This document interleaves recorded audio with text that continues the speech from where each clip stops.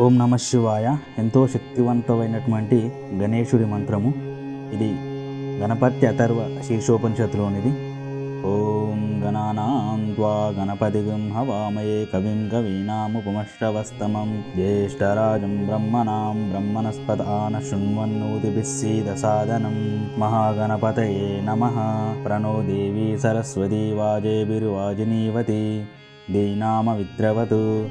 ఆనో దివో బృహత పర్వతాదా సరస్వతీ జతాగంతు యజ్ఞం. వాగ్దేవ్యై నమః. ఓం హంసాయ విద్మహే పరమహంసాయ ధీమహి తన్నో హంస ప్రచోదయాత్. ఓం భద్రం కర్ణేభిః శృణుయామ దేవాః భద్రం పశ్యేమాక్షభిః యజత్రాః. స్థిరైరంగైస్తుష్టువాగుంసస్తనూభిः యశేమ దేవయితం యదాయుః. స్వస్తి న ఇంద్రో రుద్రశ్రవాः. స్వస్తి న పూషా విశ్వవేదాः. స్వస్తి నస్తార్క్ష్యో అరిష్టనేమిః. స్వస్తి నో బృహస్పతిర్దదాతు. ఓం శాంతి శాంతి శాంతి. ఓం నమస్తే గణపతయే. త్వమేవ ప్రత్యక్షం తత్వమసి. త్వమేవ కేవలం కర్తాసి. త్వమేవ కేవలం ధర్తాసి. త్వమేవ కేవలం హర్తాసి. త్వమేవ సర్వం కల్విదం బ్రహ్మాసి. త్వం సాక్షాదాత్మాసి నిత్యం. ఋతం వచ్మి సత్యం వచ్మి. అవత్మమాం అవభక్తారం అవశ్రోతారం అవదాతారం అవధాతారం అవానుచానం అవశిష్యం అవపశ్చత్తాత్ అవపురస్తాత్ అవోత్తరాత్తాత్ అవదక్షిణాత్తాత్ అవచోర్ధ్వాత్తాత్ అవధరాత్తాత్. సర్వతో మాం పాయి పాయి సమంతాత్. త్వం వాङ्మయః త్వం చిన్మయః త్వమానందమయః త్వం బ్రహ్మమయః త్వం సచ్చిదానంద అద్వితీయోసి. త్వం ప్రత్యక్షం బ్రహ్మాసి. త్వం జ్ఞానమయో విజ్ఞానమయోసి.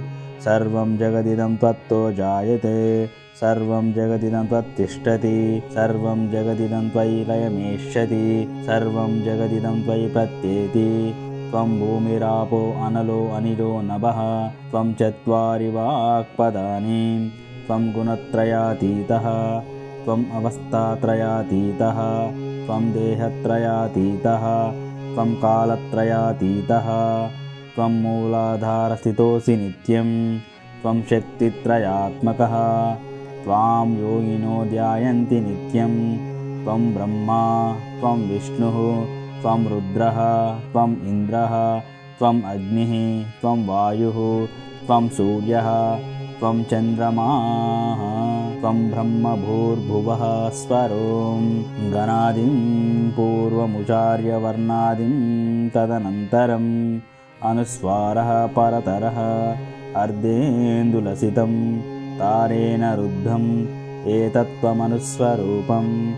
గకార పూర్వరూపం అకారో మధ్యమరూపం అనుస్వారాచ్యంత్యరూపం బిందురుత్తరరూపం. నాదస్సంధానం సగుంజితా సంధిః. శైషా గణేశ విద్యా గణక ఋషిః. నిచిద్గాయత్రీ ఛందః గణపతిర్దేవత. ఓం గం గణపతయే నమః. ఏకదంతాయ విద్మహే వక్రతుండాయ ధీమహి తన్నో దంతి ప్రచోదయాత్.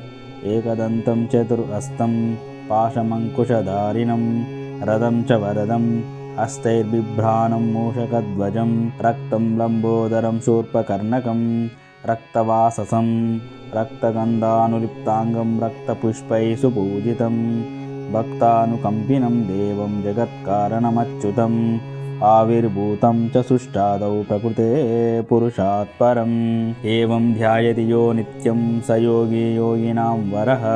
ఓం నమో వ్రాతపతయే నమో గణపతయే నమః ప్రమథపతయే.